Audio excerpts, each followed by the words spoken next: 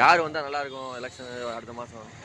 நம்ம வந்து இந்த அதிமுக நாங்கள் கட்சியில் இருக்கோம். சரி. இப்போதைக்கு அங்கிட்டு இங்கிட்டும் அண்ணா சின்னம்மா நிற்கிது. சரி. ரெண்டு இது யார் வர்றது யார் போடுறதுன்னு ஒன்றும் தெரியாமல் இருக்குது. அதான் உண்மை, நீங்கள் சொன்னது உண்மை. இப்போ மக்களுக்கு வந்து எவன் ஓட்டு போடுறதுன்னு தெரியாமல் குழப்பத்தில் தெரியாமல் இருங்க. என்ன ஒரு பிளாஸ்டிக் கொடுத்தாலும் வாங்குறேன், செம்படம் கொடுத்தாலும் வாங்குறேன், செம்பு கொடுத்தாலும் வாங்குறேன், காசு கொடுத்தாலும் வாங்குறேன், அரிசி பருப்பு ரோட்டில் கொடுத்தாலும் வாங்குறேன், இப்போ ஓசி பத்துன்றேன். எல்லாம் சேர்த்து மொத்தமாக கணக்கு பார்க்குறப்போ இந்த பொம்பளை பூராமே கூறுவார் இல்லாமல் ஓட்டு போடுறாரு. அப்புறம் விலைவாசி ஏன் ஏறாது? கரெக்டு, நீங்கள் சொல்கிறது எல்லாம் கரெக்டான சொல்லிட்டு இருக்கீங்க.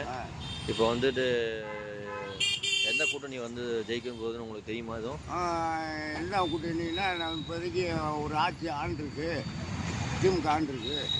விஜய் வராப்பிலையா ஏடிஎம்கே வருதான்றது எங்களுடைய கணிப்பு.